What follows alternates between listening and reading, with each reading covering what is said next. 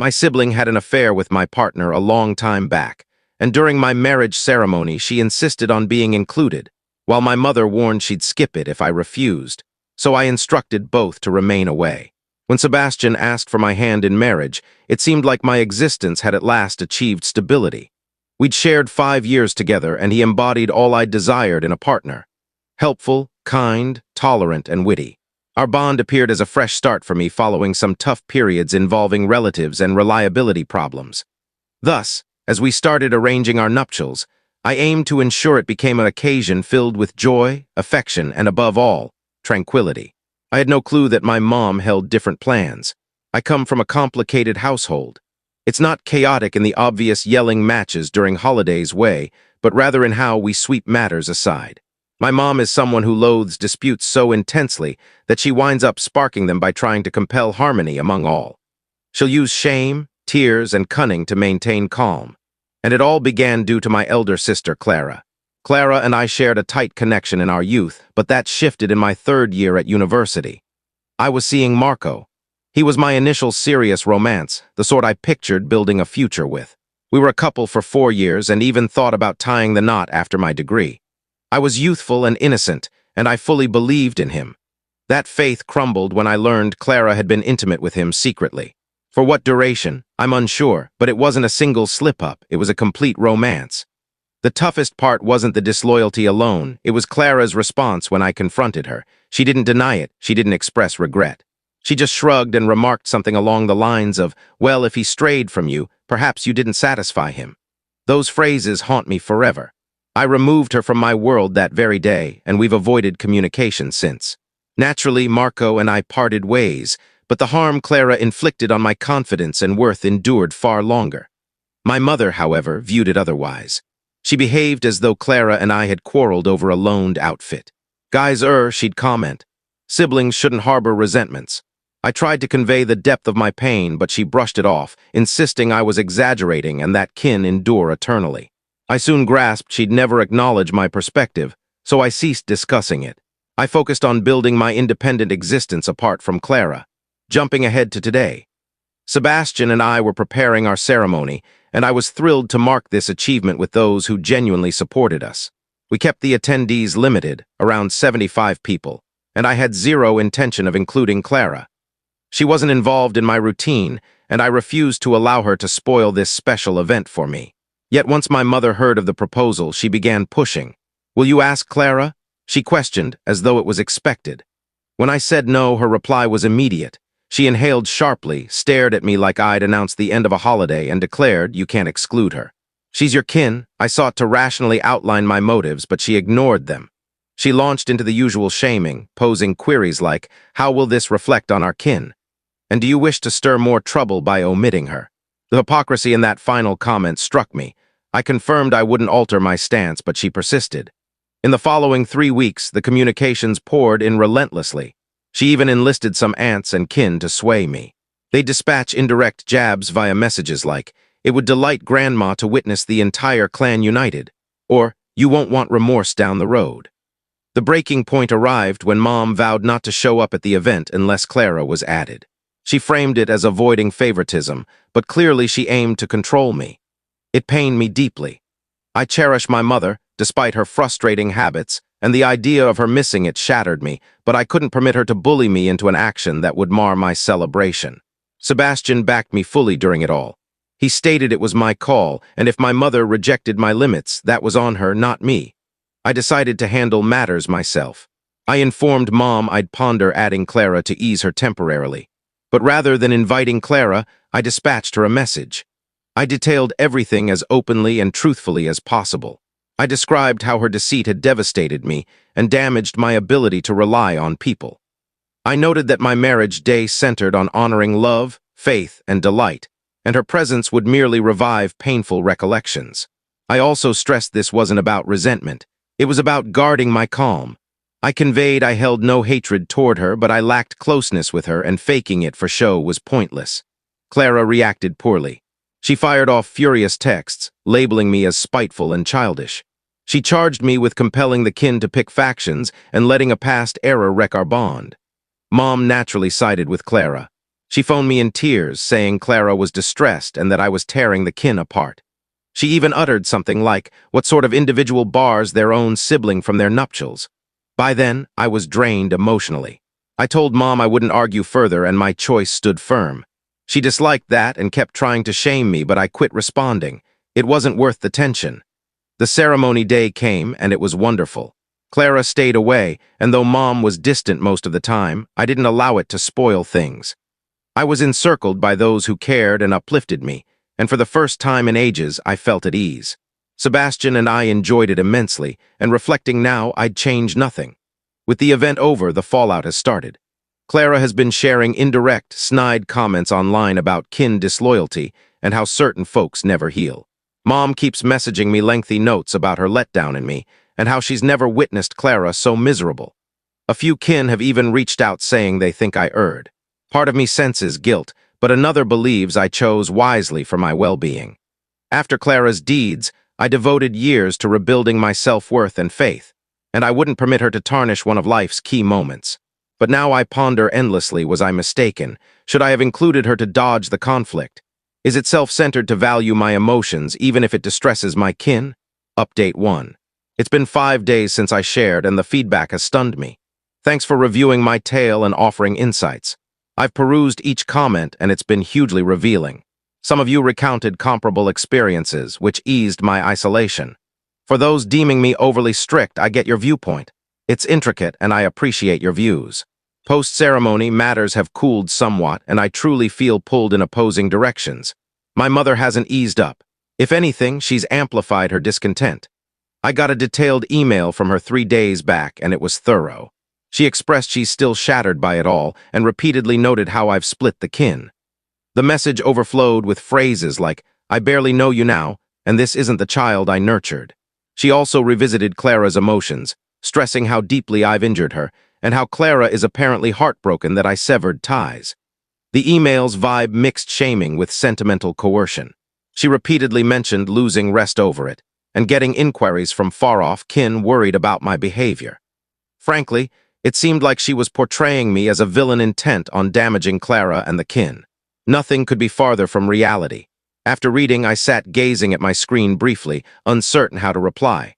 Part of me yearned to counter and justify, but another realized it would be futile. My mom has always been this way. She can't shift her view once set. I opted for a short, composed response, saying I regretted her feelings, but I upheld my choice. I explained this wasn't about cruelty or revenge. It was about drawing lines and protecting my sanity. I affirmed my love for her, but I couldn't repeat the dispute. I thought that closed it temporarily, but I erred. Mom forwarded my email to Clara. How do I know? Clara fired back at me promptly with an even harsher, lengthy message. Clara branded me resentful and juvenile, claiming I was trapped in history instead of advancing. She alleged I was fixated on victimhood and disrupting the kin setup needlessly. She also asserted I was unkind to her because she saw Marco as the real antagonist in this, not herself. That segment really hit me. Yes, Marco was dishonest and unfaithful, but Clara knew exactly what she did. She wasn't a naive bystander caught in his deceptions. She opted to deceive me, and she's never owned up to it. Even now, rather than regretting or acknowledging the pain she inflicted, she's trying to guilt me for not sweeping it aside. I didn't respond to Clara's message. I just couldn't. I've invested years progressing from the incident, and engaging her now seems like reopening a healed wound. Yet, it's obvious she won't drop this soon. Yesterday, she posted another cryptic note on social media about how folks expose their real nature when they think they've triumphed. Some mutual kin commented things like, "You're stronger without harmful folks," and some can't handle a resilient woman. It's evident who they're targeting, and it's draining. Meanwhile, my mother has been juggling sides as ever. She's still communicating with me, but our talks are tense and uncomfortable. She slips in Clara references subtly. I met Clara for coffee yesterday, and she's truly suffering. Instead, I wish you'd grasp how this pains her. It's like she's aiming to shame me into contacting, but I'm not falling for it. I've been polite yet resolute, reminding her I'm not ready to mend and she must honor my lines. It's uncertain if she will. Sebastian has been steadfast amid it. He's urged me to center on our fresh union and not let the chaos dim our joy. He even proposed a brief getaway to escape temporarily, and frankly, I believe I'll accept.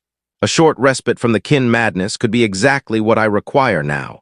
The mixed reactions from wider kin have been among the toughest parts of this mess. Some have messaged me privately to back me, saying they comprehend my choice and I shouldn't feel remorse. Others have aligned with Clara, either outright or via snide online posts or snarky comments in group discussions. Everyone holds a view on what's not their concern. The most surprising element is how little I long for Clara. You'd assume after years apart, a major occasion like a wedding might spark some urge to link again, but it hasn't. If anything, this ordeal has confirmed I chose rightly by excluding her. She's shown repeatedly she can't own her deeds or value my emotions, and I'm finished forcing a tie with someone indifferent to the damage they've done. That noted, I can't ignore how wearing this has been. I'm exhausted from explaining my choices to all, tired of being cast as the antagonist simply for prioritizing my happiness and health, and tired of my mother treating Clara's sentiments as superior to mine. Currently, I'm unsure how to proceed with her. I don't wish to fully detach, but if she persists, I might lack choice. So this is my current state. I remain firm in my choice, but the backlash has proven tougher than expected. I'm striving to emphasize the upsides.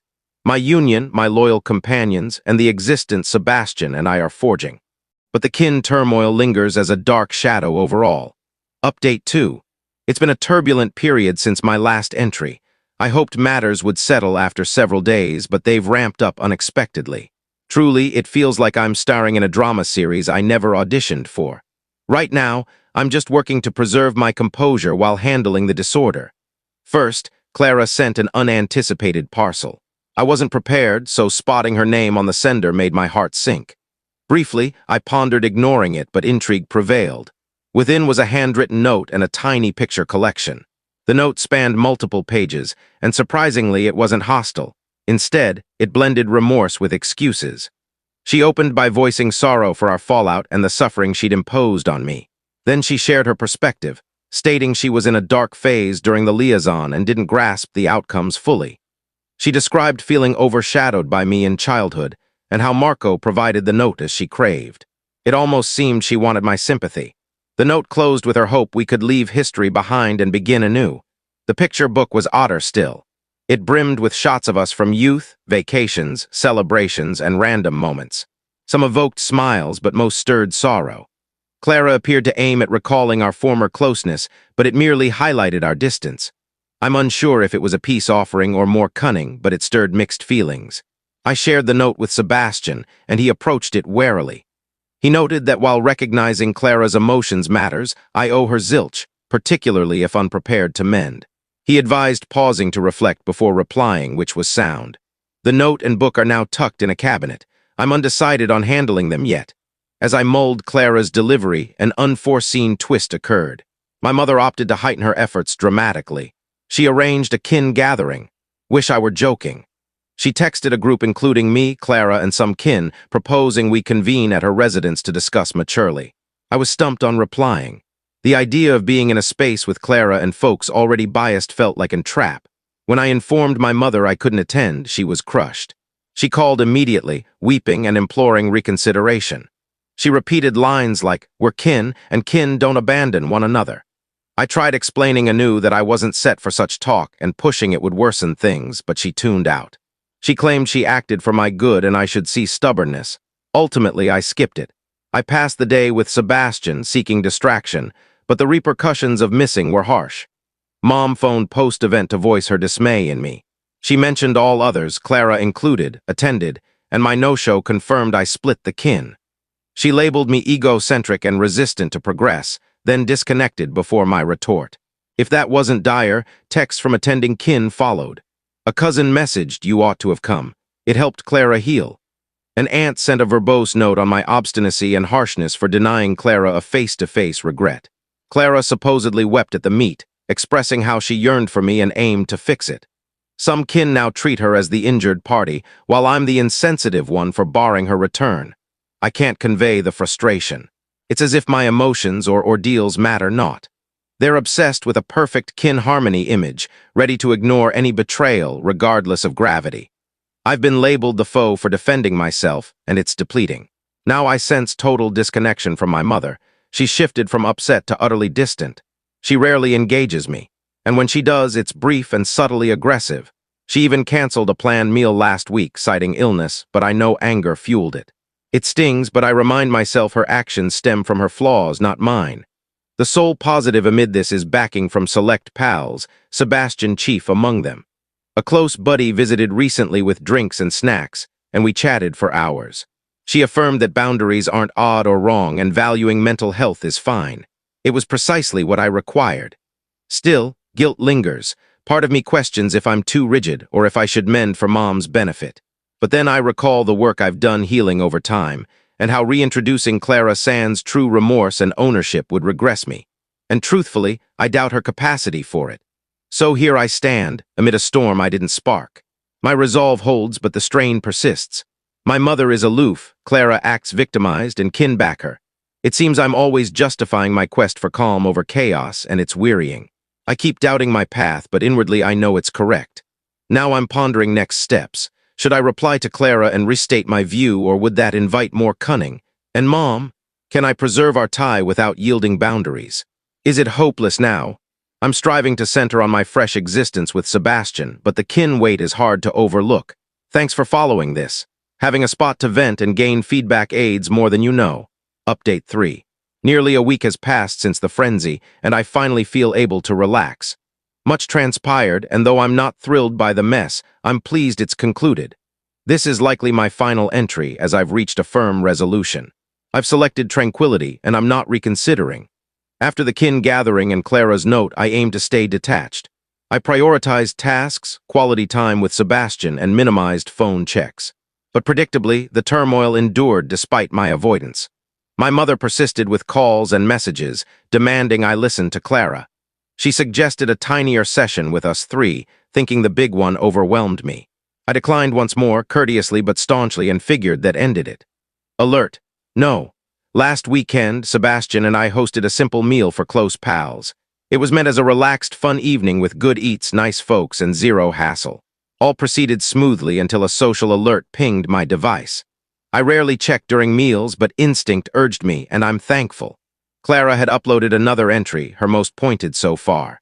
She penned something like, "It's tragic when folks can't advance and cling to old resentments. Eventually, you must wonder if they're envious or still obsessed with losses." My heart sank. Undoubtedly, it targeted me, and suggesting I fixated on Marco enraged me. Firstly, Marco is the least I'd reunite with. Secondly, Clara's spin that I was jealous or bitter was so absurd it neared humor. What truly irked was her public escalation, airing our issues openly. I displayed the post to Sebastian, and he promptly advised blocking her and moving on. He was spot on, but I cracked. I was fed up with Clara shaping the story, fed up with Mom's aid, and fed up with villain status when I'd only shielded myself. For the first time in ages, I addressed Clara head-on. Next day, I contacted Mom and said I'd meet her and Clara not to patch up, but to set records straight. She was ecstatic, assuming fence mending, and quickly arranged at her place. I didn't clarify. My goal wasn't repair. It was voicing my side and closing it. Upon arrival, tension filled the room. Mom welcomed me with her usual affection and anxious vibe, clearly aiming to mediate. Clara, conversely, seemed triumphant, like victory was hers. She didn't pause for me to settle before launching her routine about missing me and kin's value outweighing one error. I allowed her to finish, holding back until she stopped, likely awaiting my consent or regret. Instead, I calmly queried the post. She didn't deny but reinforced, calling it generic, and if it stung, perhaps it hit home. She charged me with past fixation and hinted my fury came from Marco hang-ups, not her deceit. That's when I erupted. I stated plainly this unrelated to Marco, all about her zero accountability. I said she chose intimacy with my beau, knowing full well, and never once regretted to me. Instead, she'd played victim for years, leveraging kin to force pardon. I declared no interest in mending with one unable to own errors, much less amend. Clara tried interrupting, but I continued. I faced Mom and said I'd endured enough shaming and emotional games. I affirmed my love, but her boundary disregard had me at limits. I clarified I wasn't fully detaching, but needed distance and no more kin sessions or forced mends. To join my life, she must accept Clara's absence. Clara wept dramatically, surely to evoke pity. She repeated, "I've strived to fix it, and I don't get why you despise me," but the sobs didn't sway me. They seemed staged, another ploy. When my firmness showed, Clara's demeanor shifted to defensive, calling me unfeeling and unforgiving.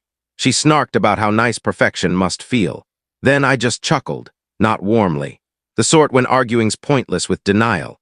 I stood, told both I was done, and exited. Heading home, immense relief washed over me.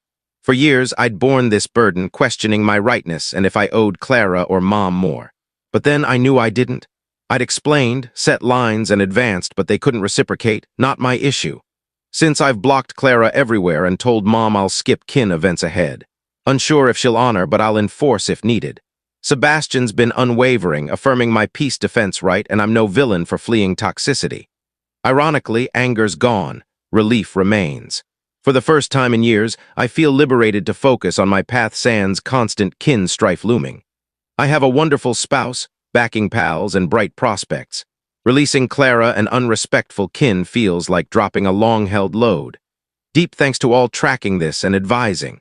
Your views clarified and bolstered my self-advocacy. Unsure of family future, but presently I'm at peace with my choice, invaluable to me. Do I regret this end? Slightly, but mainly relieved to end drama. Existence is brief for toxic ties despite professed love. If one lesson emerged, choosing self isn't ego, it's essential.